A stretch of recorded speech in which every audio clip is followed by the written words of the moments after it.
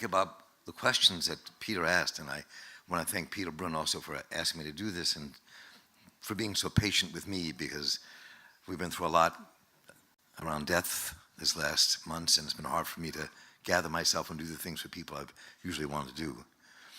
But I think about, when I think about what gives meaning, I can't think about that without thinking about growing up in my parents, the meaning they gave me. They were beautiful people, and they had their flaws, like we all do. My mother was dynamic, actress, thinker, beautiful, physically gorgeous, brilliant woman, and she was an alcoholic. And very troubled, and very powerful. My father was this hard-driving man from the ghetto in the East Side and became a doctor and took care of people, but was one of the last doctors to walk into the projects in the west side of Baltimore to treat people with his medical bag when he was in his 70s. 80, he never stopped. He was a very conservative guy. My mother was a very radical woman. And they laid those foundations. When my dad and mom married, I was trying to figure out what thing to bring here today. One of those things was a book that my mother gave my father. She was British, he was American. They met in World War II. She was an ambulance driver, pulled people out of the rubble, death and dying all around her. My pop was in the medical corps at the Battle of the Bulge, snuck back across the front to marry my mother and snuck back to the front lines. And she gave him Richard Wright's native son in 1944. Black boy, 1944. Thank you, Valerie. And inscribed it to him because she wanted him to know his country and what it was about, because she couldn't abide the notion of segregation and racism. It hurt her to her core. And so I give them that because they molded me and put me in places that made me the person I am. So what moves me, what is the thing that's meaning?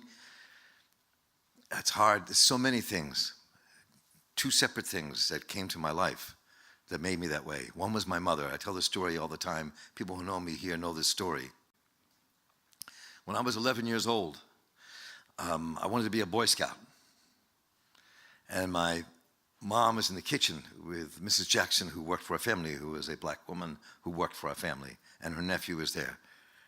And Mr. Foster, who was a longshoreman, picked her up every day. And so I came down, I want to be a Boy Scout. So I said, Mom, I've got to be a Boy Scout. I'm 11 years old. I'm ready to do this. I have to do this. I want my merit badge. I want my uniform. I want to get out there, go camping, World Brotherhood. I was into it. Mom said in her English accent, well, love, we'll sign you up straight away, Monday morning, Beth DeFilla, in the troop, synagogue. I don't want to be in a synagogue troop. I want to be in a troop with all kinds of people. Well, this was 1957. Baltimore was segregated. That didn't exist. So Mr. Foster looks over to my mother and says, I'm a scoutmaster. Marc can join my troop.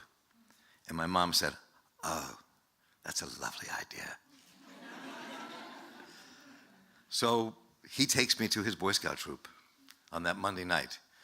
We drive from Forest Park, where we lived, down Garrison Boulevard, and down North Avenue, and the world began to change, and we got to Broadway, and he went down Broadway, and we drove onto Ashland Avenue, and pulled up in front of this place called the Faith Baptist Church in the heart of East Baltimore. I walked into that church, and it was an integrated troop.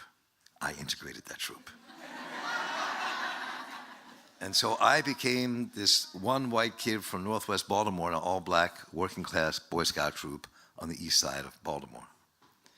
And that began to mold me as a human being in ways more profound that open themselves to me all the time as I grow and get older. In that troop,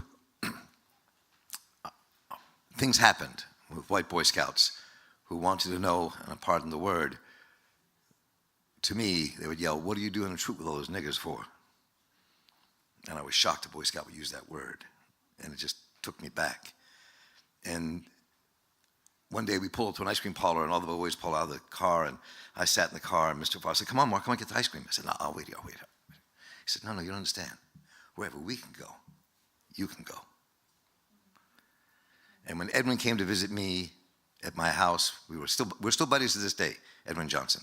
He became a Panther, and he was an auto worker, and he was a city councilman for a while in Baltimore. He's a great human being, raising his grandchildren. I just love it when we've been friends since 1957. He stayed at my house. The kids in my neighborhood didn't like him being at my house, in my Jewish neighborhood. They tied me to a tree over a Red Ant colony and left me there. And my brother saw me, my little brother, and my mom cut me down.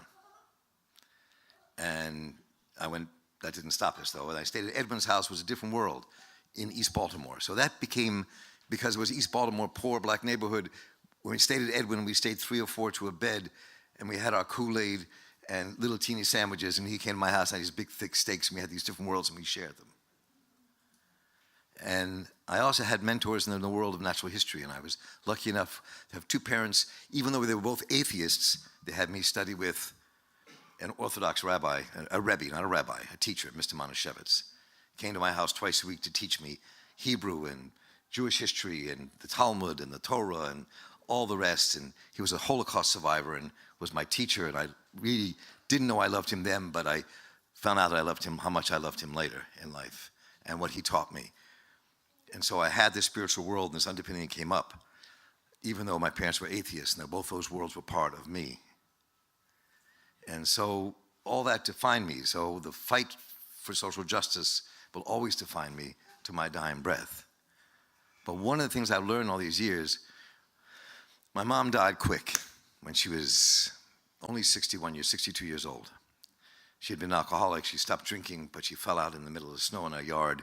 My dad found her. She'd been out there 8 hours and died.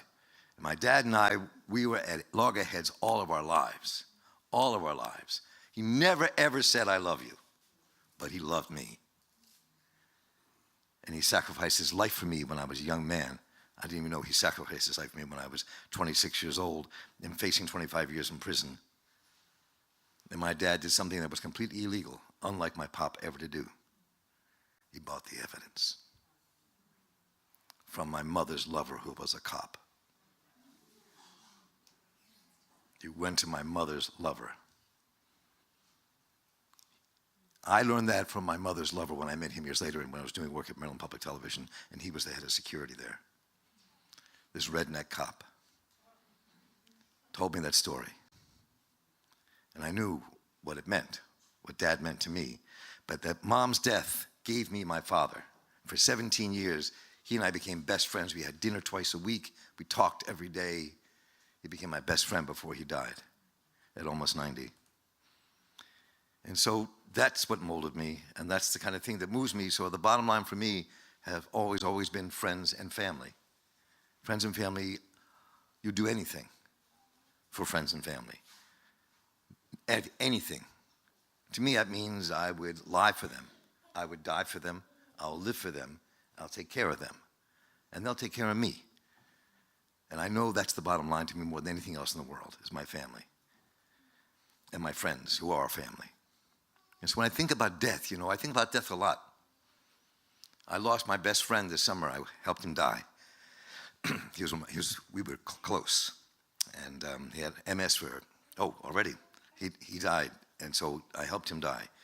And, but all that death around me makes me know that you have to live life to the fullest, never stop living life to the fullest you have, and just love the people you're around, live it completely. When your time comes, none of us getting out of here alive. It happens. And when it happens, we'll find out what happens next. I have no idea. That's why I call myself a mysterian. I have no idea. It's the great mystery I sit in awe of, the great mystery of existence. And what happens, happens. We'll find out at some point. We don't know. And my 21-year-old advice, who take advice at 21? Who would take the advice? Pass the joint. That's the advice. I don't know what advice I would, because at 21 years old, I was in the middle of the revolution in 1967 and working in the Washington Free Press, working in Liberation News Service, helping found that on my way to Cuba, trying to overthrow the government. What kind of advice are you going to give me at 21? So I was a revolutionary. I'm still a revolutionary, but now I'm a pragmatic revolutionary. So 21, live your life, live it to the fullest. That's what I'd say. And good luck.